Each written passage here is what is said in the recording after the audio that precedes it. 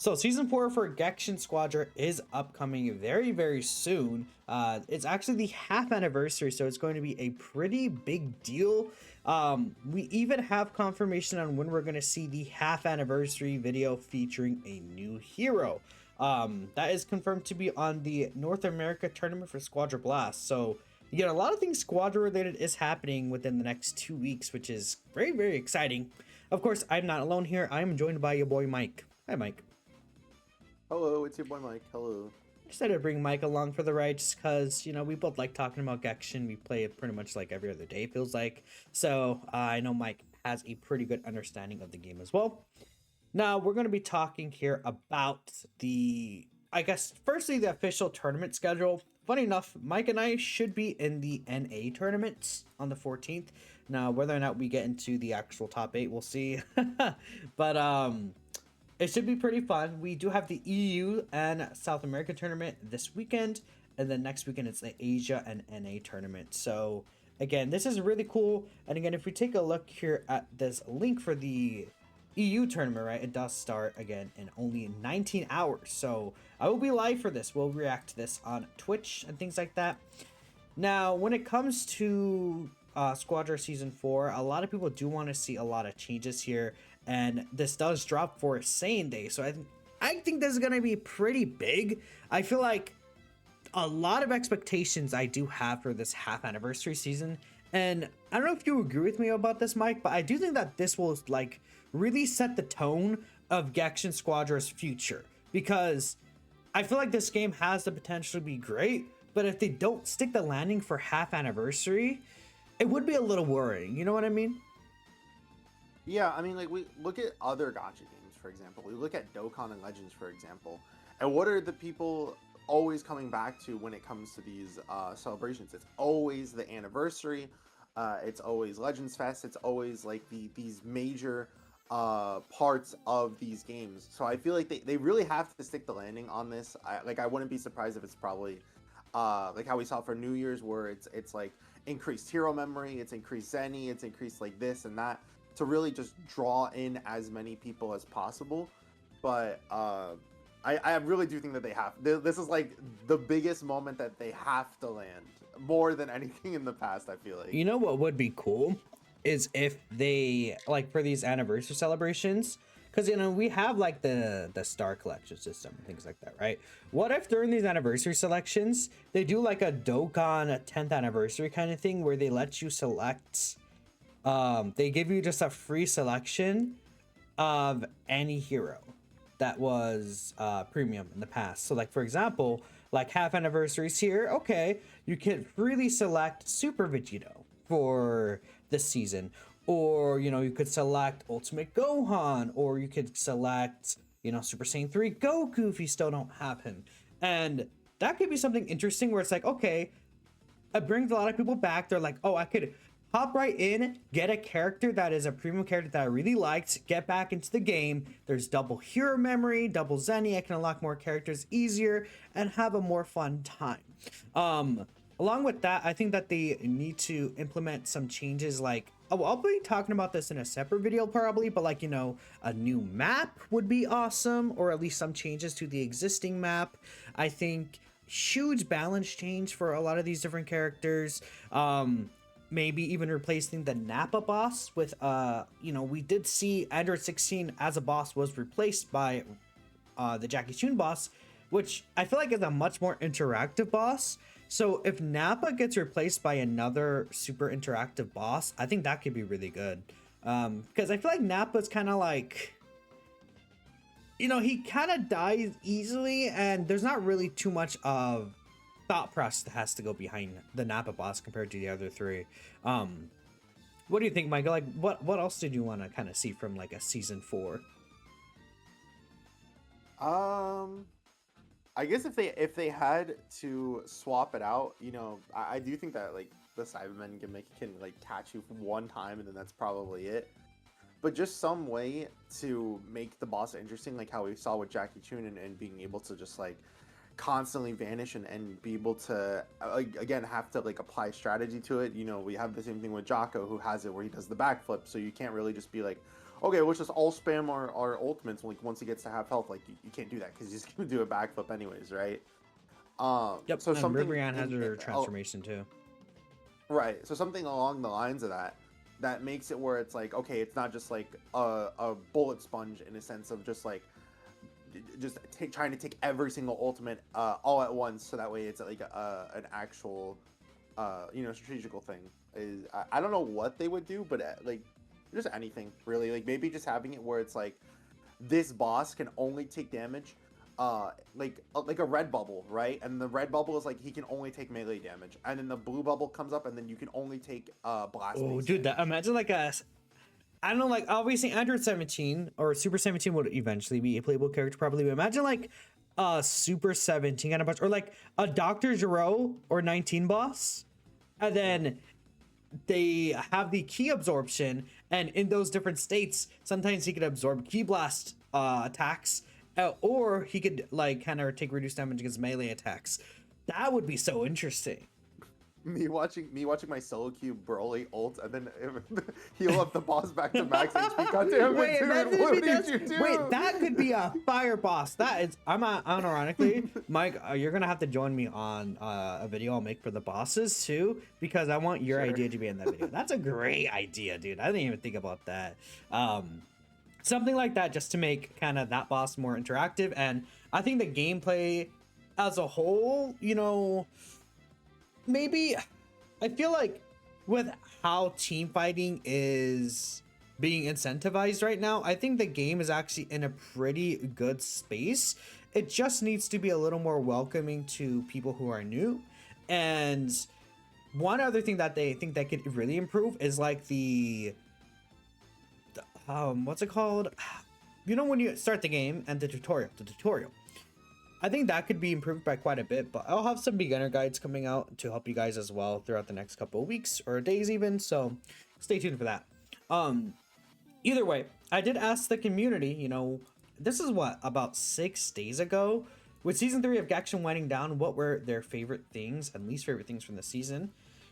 For me personally, I really, really would say the boss changes, Gekishin, and the character balances were definitely my favorite things this season.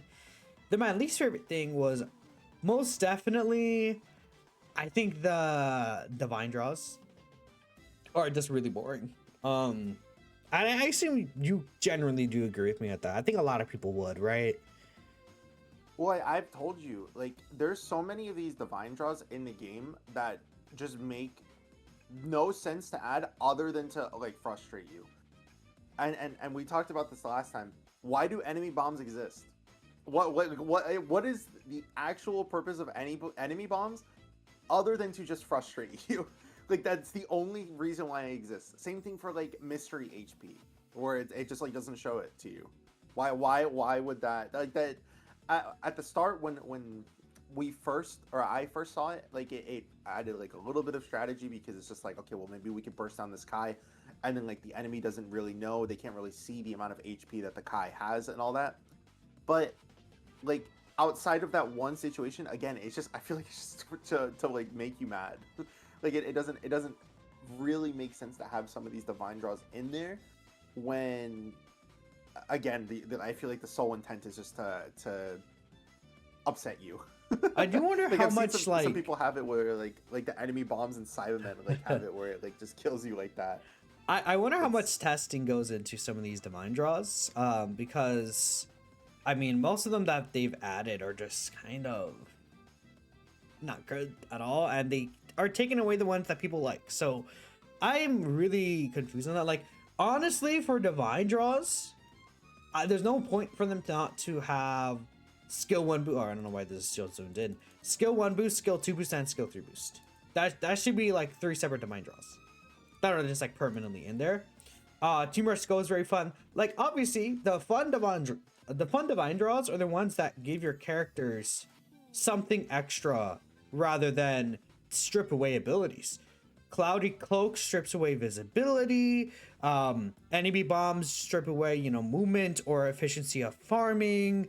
Mystery HP strips away the ability to see HP bars in general. Like the most annoying ones are the ones that don't really give you anything, or give, obviously, they don't want to give too much. Like Cell Juniors was a thing. Medical Respawn is kind of a thing, which I honestly think the Medical Respawn nerf is like pretty decent.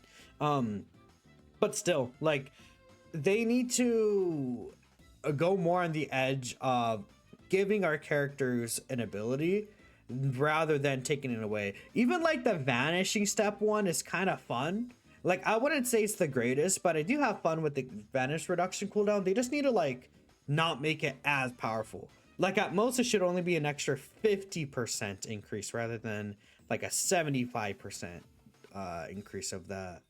Does that make sense? But yeah. Yeah, I like.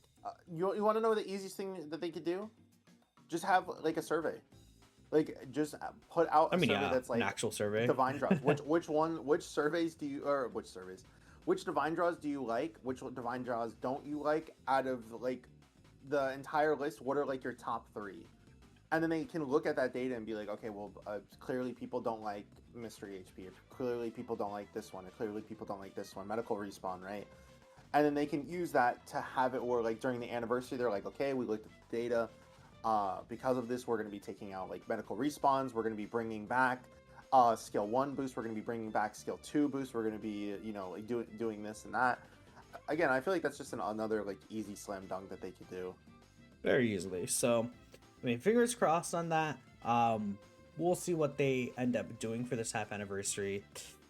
So let's take a look here at some of the replies and see just like the community reaction. I think we'll see a lot of the points we brought up, but if there's anything I think more unique, we could definitely go ahead and highlight that as well.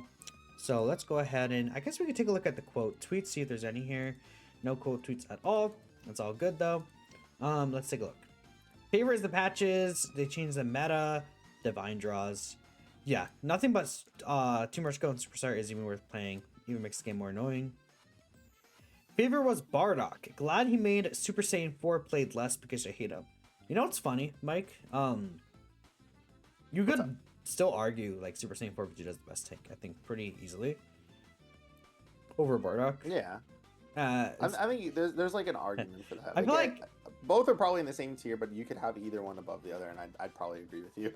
Yeah, honestly, I feel like Bardock is more closer to a playmaker, whilst Vegeta is a bit more of like a defensive side of tanks, but both are still really good. Least favorite is Divine Draws. Yeah, again, everyone hates Divine Draws. This the difference here is so funny. Favorite was Bardock.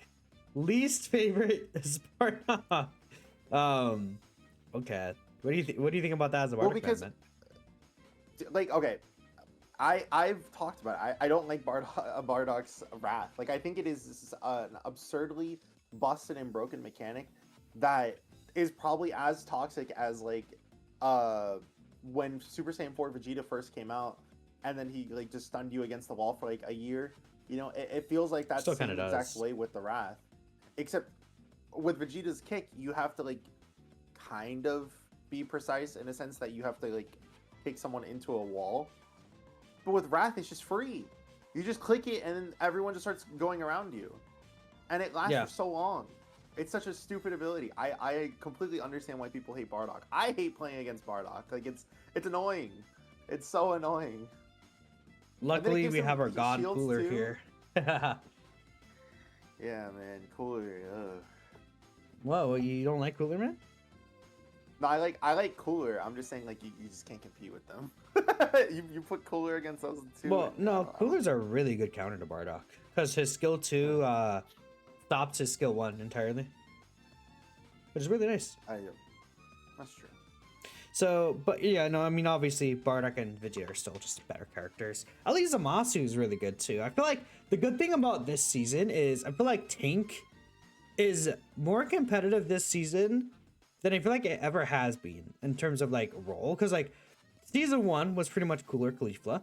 Season 2 was pretty much Super Saiyan 4 Vegeta by himself. But then season 3 has ended off the season with Bardock, Vegeta, Cooler, and Zamasu, I think all being meta. So that's really good.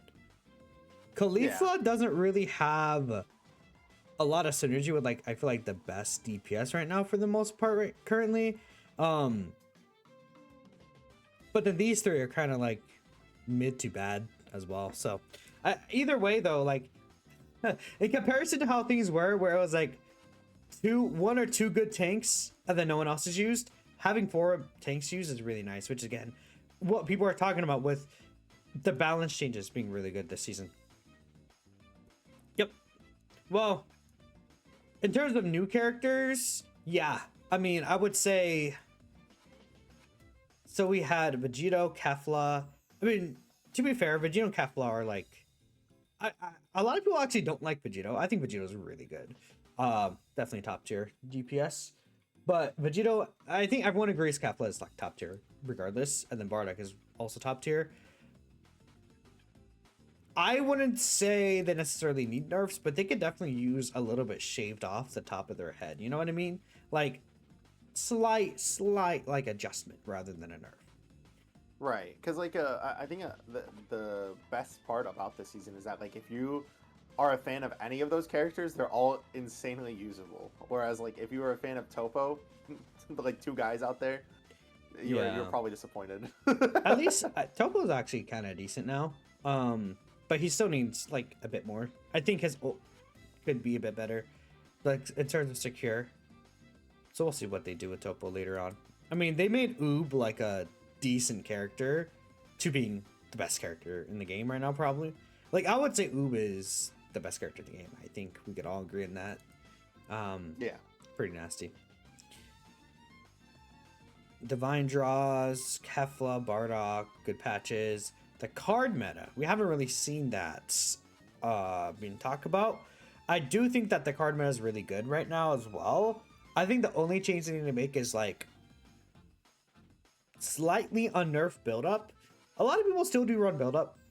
I hate build up. I think they make build up required to kill or assist 2 enemies, and then build up is back at being a decent option. But right now I think it's pretty bad. But like, you know, we take a look at a lot of these characters. I feel like Snowball is a good option. What's it called? Oolong card. Strategic Escape. Strategic Escape is good. I feel like some characters still use the Solid Barrier. Steel Skin, a lot of characters, like especially some certain tanks, end up using Steel Skin. I think that Giant Slayer is used. I mean, some people even do use Prepare to Die in certain situations. I mean, there's certain builds out there of some degenerates that use Art of Decoy. Then of course, you know, I think Pursuer, Limit Breaking Jump, Backstab, and Defense Step are all usable options as well.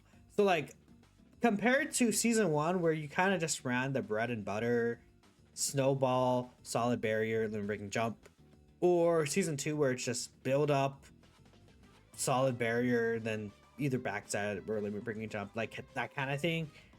Now there's, I think, a lot of options, and you can kind of personalize what you want to go for a little more. Like sometimes maybe you want to go Snowball, Giant Slayer, Defense Step, or other times maybe you want to go full defense with a tank. Maybe certain characters like Zamasu and Superstar, you can go Snowball, right? I feel like there's options, right? Everything was playing games with me, then the favorite thing was getting off the game. Let's take a look here. And then we'll take a look at some of the YouTube comments too. What do you think of this one, Mike? I know you read a lot of the comments, like replies of the community in the Discord, but Kelbert says, as someone who plays casually, you're not gonna lie, we need some free daily trials for new characters, like how Ultra Rumble has it. You don't want to buy a character you potentially won't like playing as. Yeah, the thing is that like, again, I really do think that they could just copy Legends in a sense, where they just give you like one try as a character just to see if you feel comfortable with it. And I know that we talked about this again in a previous video, but if they really should just have it where you can just use them in the practice range. Like I don't really see a reason why they don't allow you to do that, right? But just being able to again test the character would be, I feel like, better than it is now. Because like if you're able to test a character that maybe you weren't going to want to buy beforehand, but then you're like, oh, actually, I really like this like character's kit, or I really like this character's playstyle. So I think I'm just gonna pick them up. I feel like that would start happening a lot more than what it does now, and just being like, oh well, I'll get it there when I get there. I'll get it when in the Star Collection once it eventually drops, rather than having to pay the gems for them. Yeah, exactly. Like I especially because of the fact that it would just be the training grounds anyways. I don't think it's like the biggest deal. Realistically, I think a trial like this would be really good, but we'll see. I mean, who knows what they're gonna do for that in the future. I mean, yeah, we'll see what they do. Let's take a look at some of the YouTube comments. Heroes were the best parts. Events were a great success to the point that it was a key part, and you're playing more than Legends and Dokkan on its anniversary. Yeah, Dokkan 11th Annie. That's a whole other topic. Use the spies, the ladder system, the tournament event, even with its flaws, was a good way to pass the time. The season was pretty full, so you're pretty confident saying it's the best season of the game.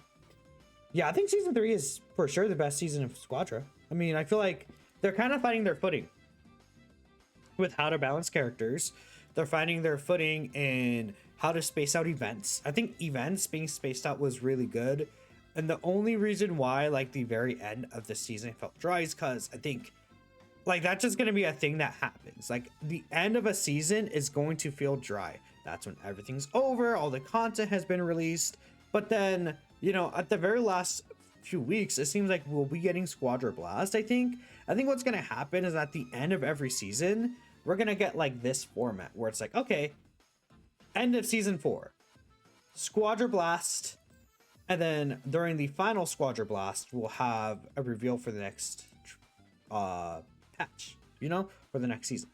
I think that's what they might do from here on out, and I think that is pretty good. So then it's like, okay, there's something to look exciting forward, right? There's capsules here, things like that. So keep in mind, we'll be getting 20 P3 capsules during this stream.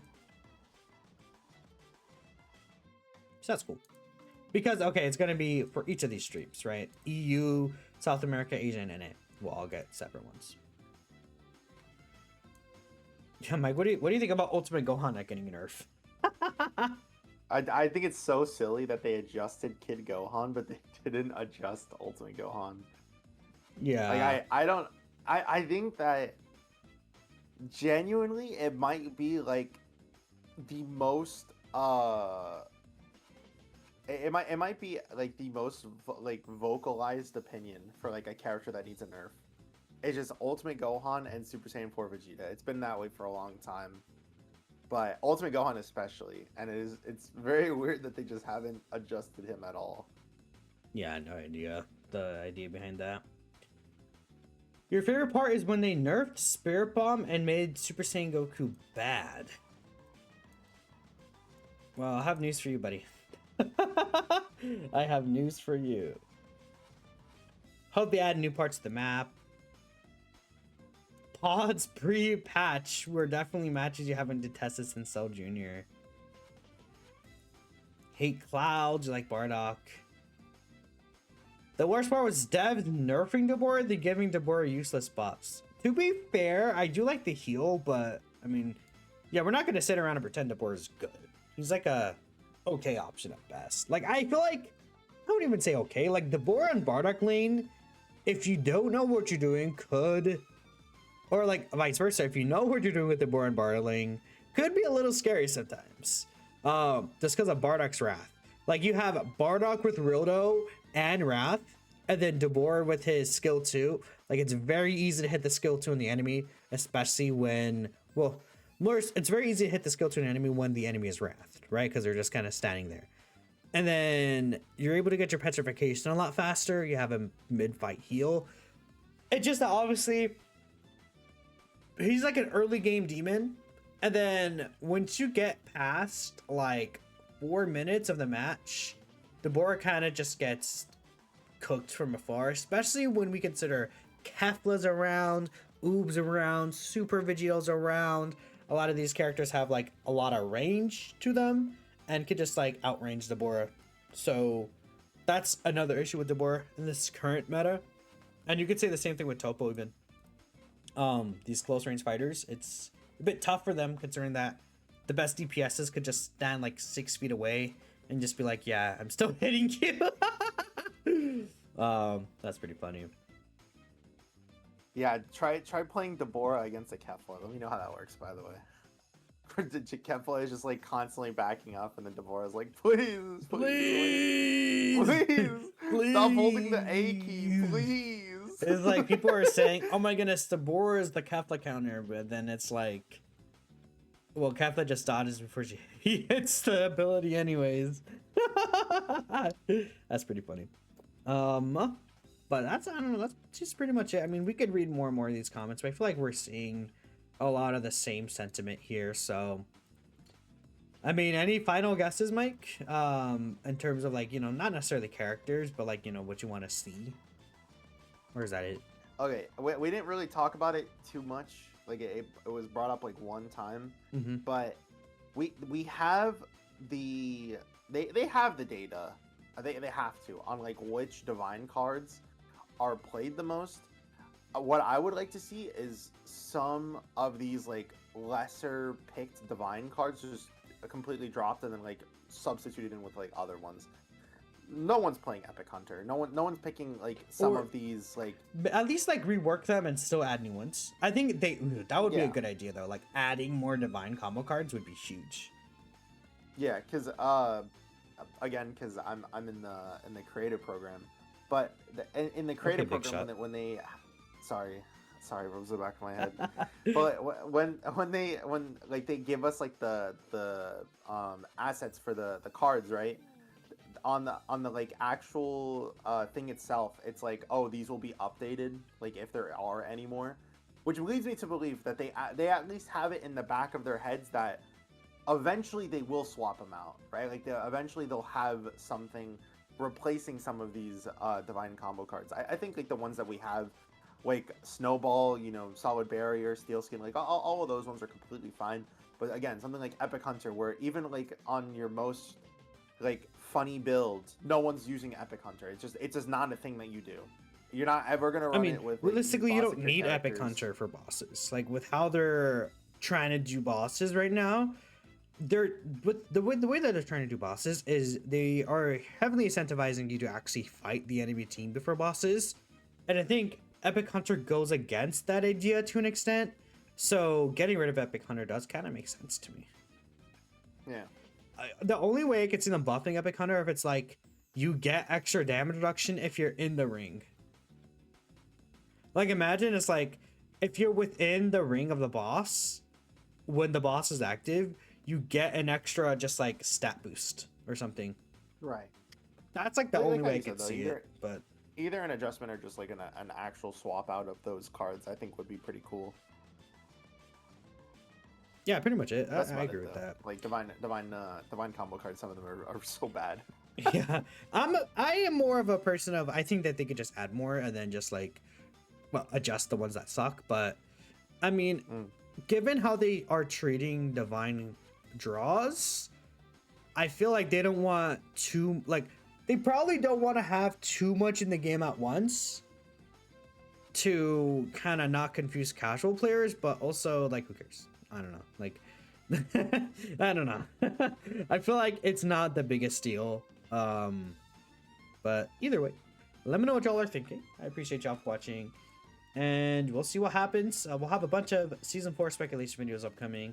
I'll catch you guys next time. Check out Mike in the description, or he's gonna be just like part of the video. Just click in there, subscribe to Mike. Maybe I'll be in his channel another day. Catch you guys next time. Peace out.